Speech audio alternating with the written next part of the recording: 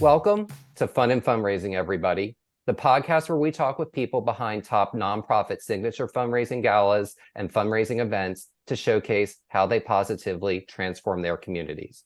I am your host, Rob Giardinelli, and today I'm really excited to have two special guests on.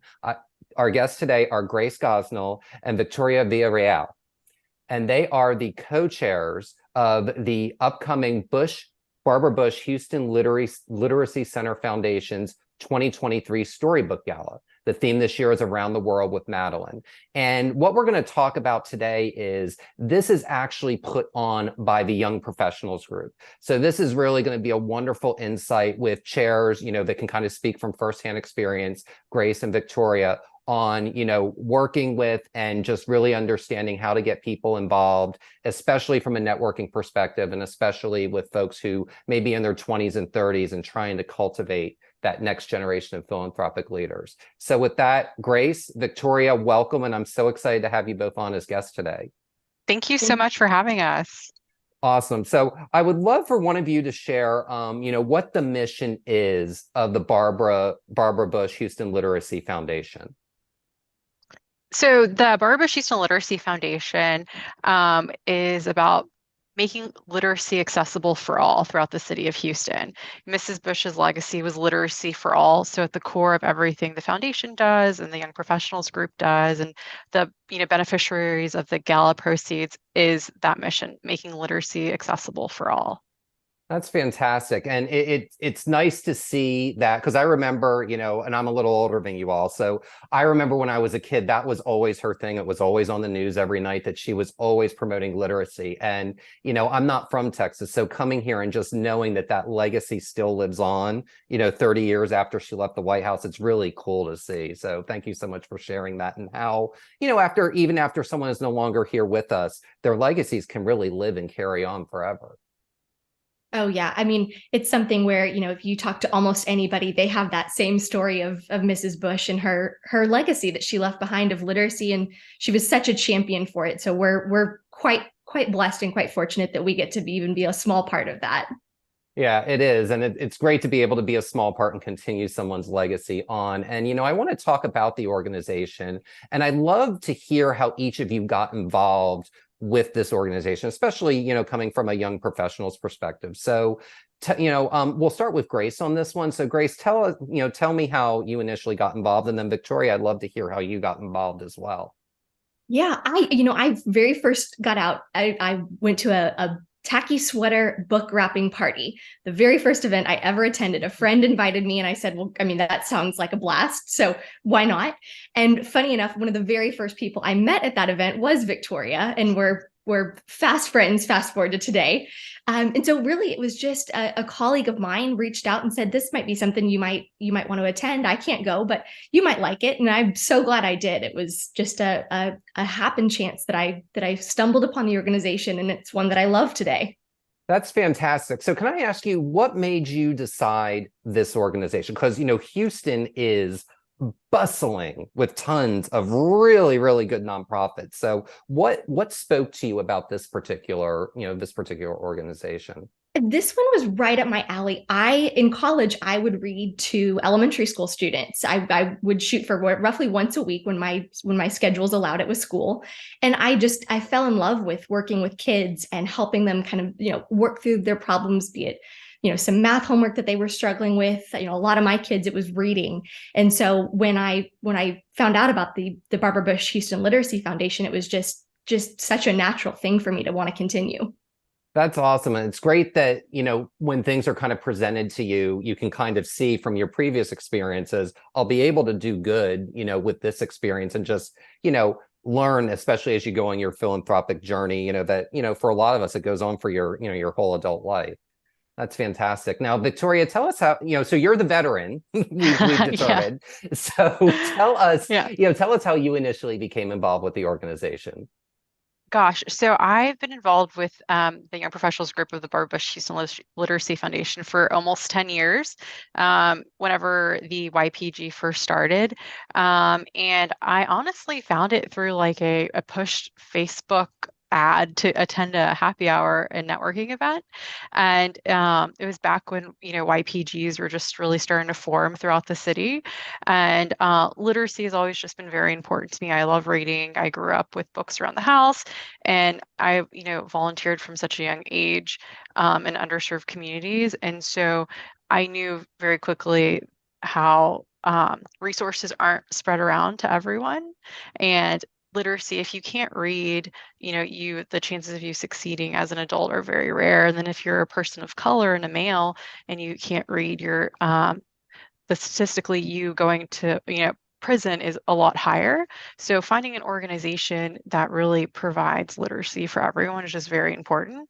And everyone that has been part of the Young Professionals group and is part of the foundation's efforts has just been so kind and warm. And so it's been very easy to, be a volunteer in various capacities for this long with the organization. And then, being able to spread Mrs. Bush's mission is just, it's a badge of honor that I think we all get to carry. And then, Grace and I are both part of other young professionals groups and organizations throughout the city, but this one is, at the top of our list just because of the change that we've personally been able to be a part of for schools and organizations in different communities, but also just to be able to share that for other people and help them find their calling within our organization as well has been very impactful. That's amazing. And I want to, we'll dive in a second a little bit about young professionals groups. But, can you share, Victoria, because it's very interesting what you brought up. You've been involved with this organization for 10 years. That's a really long time to be involved. What makes you come back year after year after year? Gosh, I mean, just being able to help create change. And I think, for whether it's in your career or volunteerism, but being able to make a small amount of change, whether it's for one student, one family, one community, you really get, drink the Kool-Aid per se and be wanting to be able to do more. And, I started serving on the YPG board pretty quickly after joining the organization and have served in various capacities: president, service, communications, vice president, now Gala co-chair. And it's been great to see the people along the way that are able to help create the change as well. And I think that's what keeps me going, in addition to just the simplicity of like being able to provide a book to someone that they get to keep forever. And in addition to all the other great things that we get to do, but the most simplest act that we're able to do, to provide a book to a child or to a young adult or, a mother to read to their children, for them to read themselves. It's just such a gift that I don't think a lot of people realize, how there are so many families out there that don't have books in their homes, and that we are able to do just a little ounce of that is what keeps me coming back. That's amazing. And I love how, how passionately you talked about that story. And you brought up like 17 things I want to answer questions for. So we could literally talk for 5 hours, I think. But, I want to go on, and I want this, Grace, to field this next question. And that is, Absolutely. we've talked a few times about the Young Professionals Group. Tell, for anyone who, may be starting a new nonprofit or may not be familiar with the term, Grace, can you share what, the Bush Literacy Young Professional Group is, and what a young professional group is in general? Yeah, I'd say, a young professional group in general, I think that really is just a collection of passionate people. And I'd say that our young professionals is exactly that. We're a very passionate group of Houston's young professionals. I would say probably future leaders, a lot of them. And we're all committed to the same mission, which is changing lives through the power of literacy. And we do that with all of our work, be that putting little free libraries, we call them Barbara's book boxes, around town. Maybe we're renovating a library, but really at the core of it, we're a group of people that all have a shared passion. And we really want to just see that change. And I think because of that, because we share this passion and we're all so committed to this goal, it makes it really easy to kind of network and I would say form very fast friendships, because you all care so deeply about the same cause that you almost make these immediate friends, through it, where, maybe you meet somebody at a happy hour and you schedule a coffee with them the next week, or, maybe you run into them again at a school library somewhere. And it's these really, really deep and genuine connections. And I think it makes our young professionals group really fantastic. There's there's obviously tons around Houston, but I really believe that ours is one of the best in terms of our people who get involved, and just really the passion in their hearts for this important work. Well, I love what you brought up there about, passionate people coming together. Because, sometimes people, especially coming out of COVID, some people can kind of have social anxiety. And people are always like, when I go to a networking event, well, what do I say?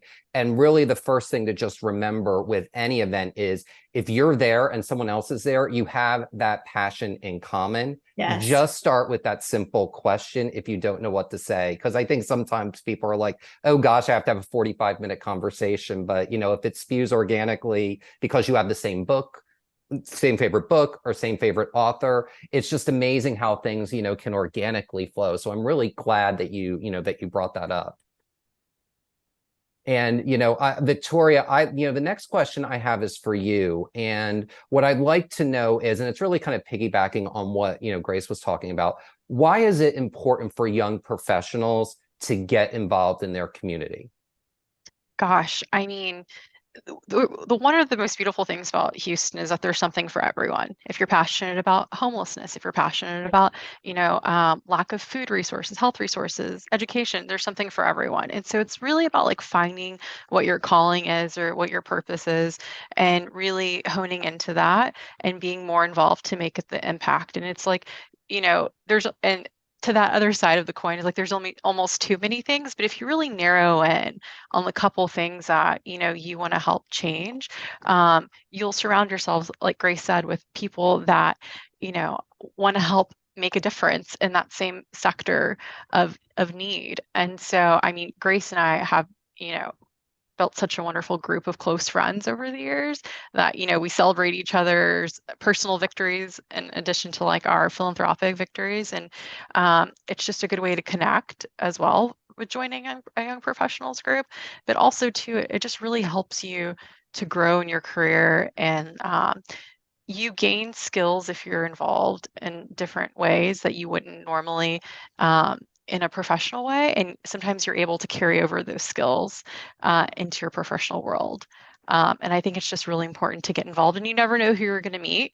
And then, you join one group, or then you join a second group, and you realize how it just gets smaller and smaller, this network, but everyone, is in there with a good heart, and they're willing to help each other out in some way, shape, or form. That's fantastic. And, I want to kind of dive a little bit deeper into that if we can. And just, maybe if each of you, and Grace, we can start with you, but how is being involved with a nonprofit, how has it helped you expand your network on a professional level over the years? And Victoria, I'd love for you to answer that after Grace does. Yeah, I mean, from a professional level, I mean, be it interacting with other members who were on the executive team for the YPG, even the foundation staff, I've come across people who have become really very deeply trusted influences in my life, and people who I would consider, not only friends, but almost even mentors at this point, or just folks I can turn to if I need a second opinion or some guidance on something. I would have think twice about calling Victoria and saying, "What do you think about this? Am I on the right track?" And we all are able to bounce the things like that off each other, I feel like. And it, having such a strong network of people who, you just hold in such high regard because their ethics and their values. And, you get that from volunteering. And so I think it's just a fantastic way to surround yourself and build your network out with people who are really high quality, just truly genuine folks. That's fantastic. And Victoria, I'd love for you to elaborate on, how, being involved with nonprofits has helped you professionally from a networking perspective as well.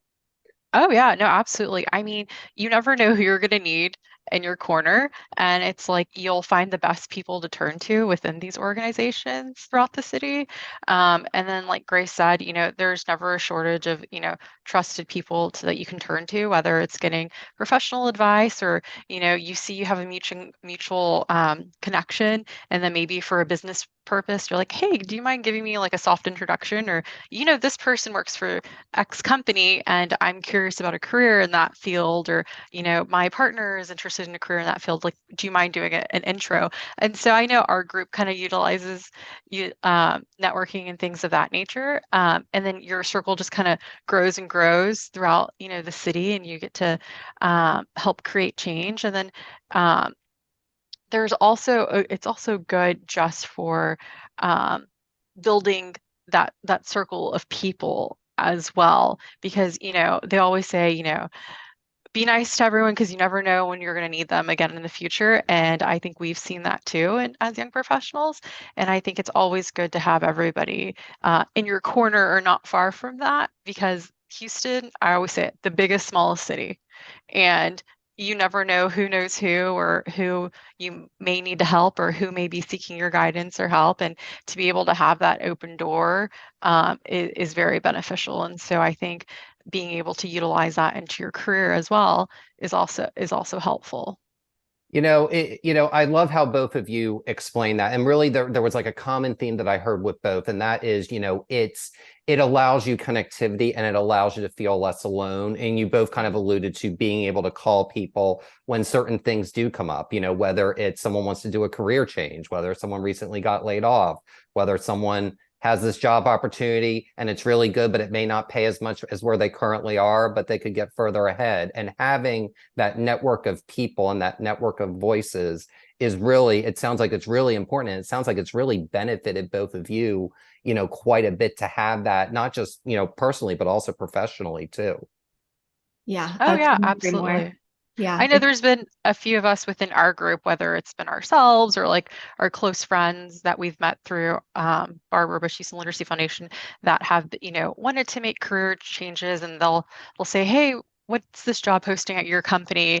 Do you mind connecting me with, the hiring manager? Or can we get some more insight in that? Or, do you mind if I schedule coffee with your husband to like pick his brain on how it is working for this company and things like that? So, being able to build that network within a network it's very nice as well. That's fantastic. And I'm going to ask, if neither of you remembers, or if you have differing versions, that's okay. But do you remember at that first event, Grace, that you went to and you met Victoria, who introduced one another, or did a third person just connect you two? I think I came up to the registration table to check in, and Victoria was back there working. She was on the committee. And I was a new face, and she, instantly was just so welcoming and so warm, and, said, hi, my name's Victoria, nice to meet you, tell me a little about yourself. And it wasn't very long after that I ended up joining the committee myself, and, here we are. That's fantastic. And it just goes to show, it was a simple introduction, and it's carried for years. And I've got some questions, about friendship and sharing galas together, and we'll get to that in a moment. But before we do, the Storybook Gala that's coming up in October November, I'm sorry, starts with a kickoff party before the event. So can you all explain what a kickoff party is and how that helps generate buzz and excitement for the event? Go for it, Grace. You've been working on this. Sure. Yeah. So our kickoff party, we're working on it today. Our kickoff party is an event. We always hold it a couple months before the big gala. And it's a really great opportunity for us. We invite our sponsors, we invite some of our VIPs, our host committee members. We're bringing back a host committee this year. Really just people who are good friends of the foundation, passionate about the mission and the cause. And it's a great way for us to get all of those people in a room, just really help them feel the buzz of the gala. We're working on it day in and day out. And so we're getting so excited. So it's just a fantastic opportunity for us to convey that excitement to these people who care about the mission as deeply as we do, and let them go out into the community, into the city, tell their friends and their networks and their colleagues. Help us spread that buzz, because there's only a handful of us gala chairs, but there's a lot of them that are really passionate about this. So it's just a fabulous way to kind of get the word out and spread the buzz. That's fantastic. And Victoria, maybe you can elaborate a little bit and maybe share, because you've been involved with the organization for a while. What's the secret to getting a good number of people to turn out to a kickoff event? Because when you do a kickoff event, you're basically asking the people involved to go to two different things. So it's obviously the gala on the night that it happens, and a kickoff event. What's the secret to getting people to make the commitment to go to go even more than one thing around a gala or signature fundraising event? Gosh, I don't really think there's a big secret. I think it's just people that are passionate about wanting to help celebrate this mission in more of a social way versus the service way. And they come together and everyone's it just gets excited about it. I think we've gotten really lucky not only to have Mrs. Bush's name tied to, our gala, but also that we've had such a great dynamic and diverse group of people attend our galas every year in addition to companies. So I think we have built a strong reputation for, party with a purpose, as we like to call it. And so, and I think people really trust the work that we're doing with the proceeds from the gala, which is what we hold near and dear to our hearts, is being able to say, like, this is what we're doing with your contributions. And so come celebrate with us twice. Why not? And so people will just come and they get excited for the kickoff party, just as excited as they are for the gala. Well, and that excitement, conveys, and one way you all do that with the gala itself is, I've noticed that each year you tend to hold them in different spaces and different venues. So, tell us a little bit about where it's going to be this year and how it was different from last year, and also how that helps keep the event exciting for your guests, exciting for your donors, and keeps them guessing. And Grace, I'd love for you to start with this question. Yeah, so we do.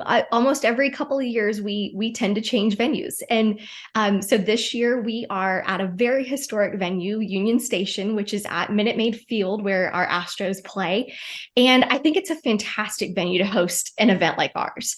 Changing venues, I'll tell you, it requires a little bit of extra work on the front end. You're learning new logistics, and you've got a new contact. But I really think it pays off when you have your guests and your donors, and they get to come experience the buzz and the excitement of a new location.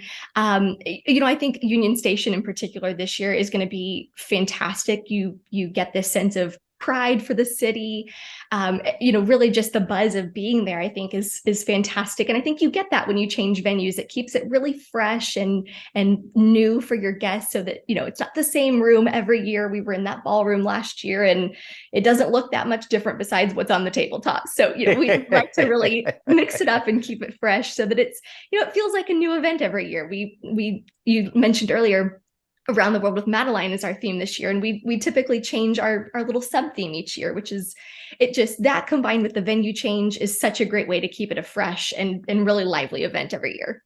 Well, at that, and also, you get to be, the fact that it's at Minute Maid Field and you're there for a gala. So, you're in there. It's like if you've ever gone to an amusement park for like a private party at night. Like, it is such a special experience to be in a space like that with 200 or 300 other people. It's just, I've had the good fortune of going to quite a few of those types of things over the years. And I am as excited now as I was 20 years ago doing them, because there's just something buoyant and exciting about that. And Victoria, I know you've been involved with the organization for a while. What are you most excited about this space versus, other spaces that you've gone to this event for in the past?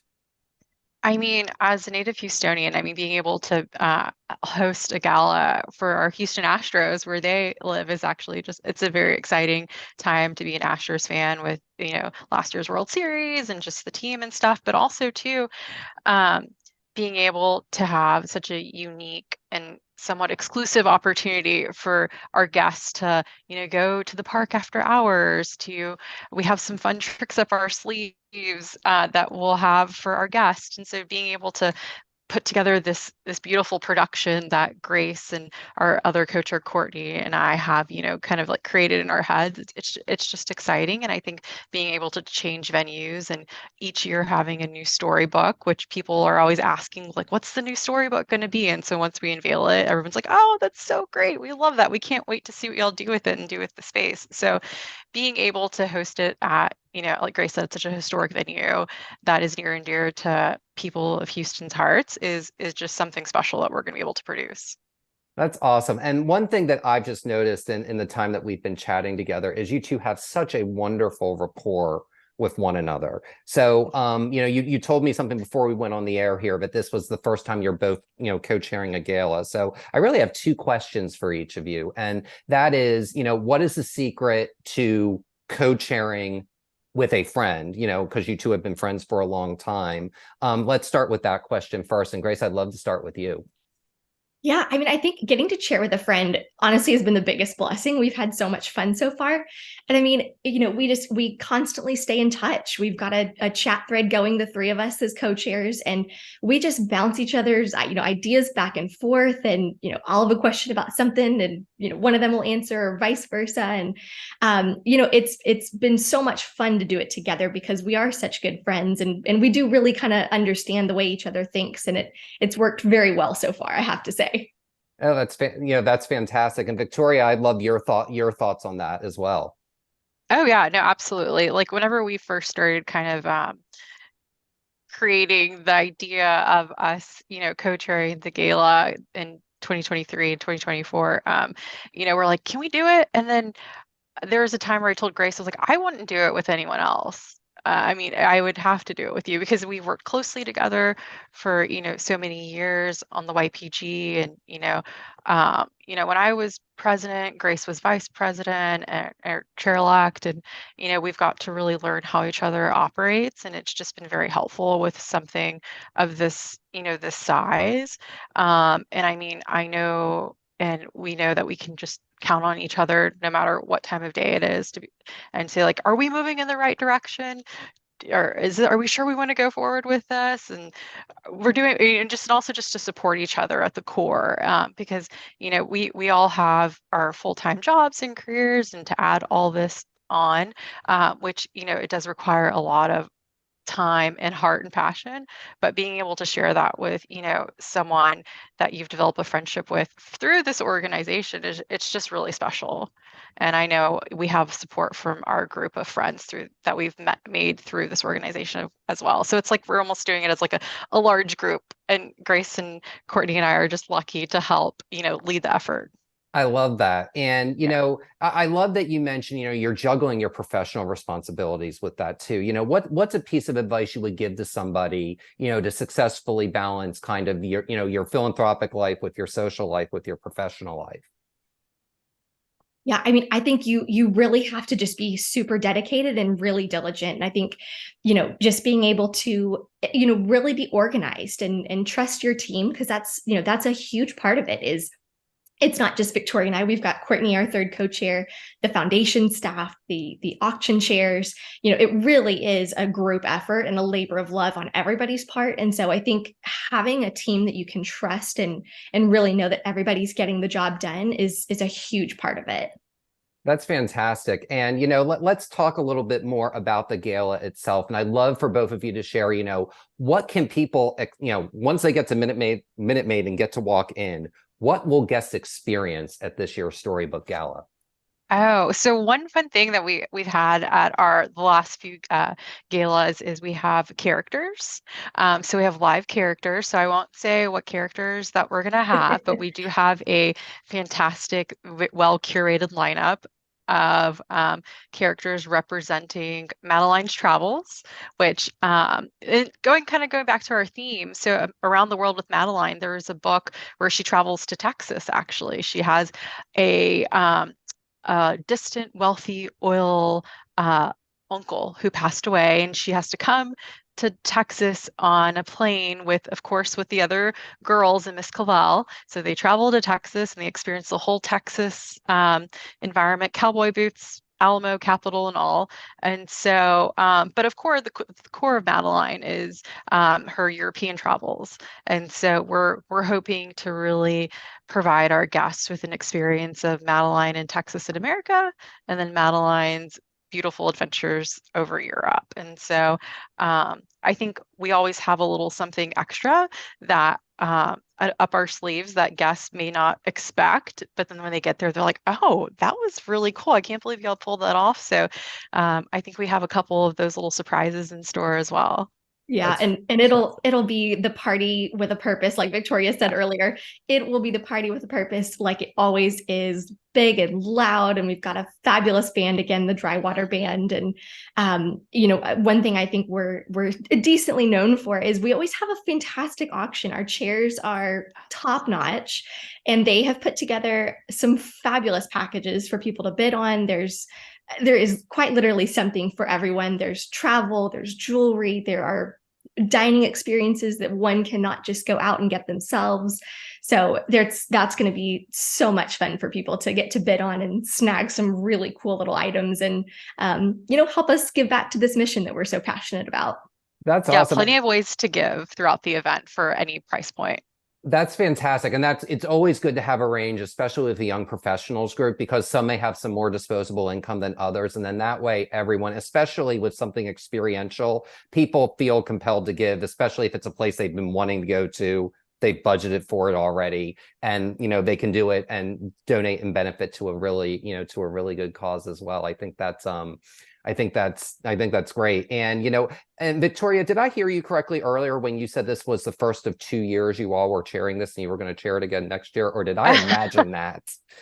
Well, yeah, we have committed to 2 years of chairing. Yeah. So I will say this, the most thankless job in fundraising to me is anyone who can curate a good silent auction. Anyone who does that, and the fact that you've got rock star folks behind you, those are people you're going to keep close to you, because those are folks that Victoria and Grace can go ahead and help cultivate, and maybe in a couple of years those folks will be the co-chairs of it after you get to be chair emeritus and just go and enjoy. So I wanted to bring that little bit of a tidbit up, but it sounds like it's going to be a really fantastic event. And before we go, I want to ask one question, and we talked about this in the green room, that you two are both so well spoken that I am very surprised to hear that this is the first gala either of you have chaired.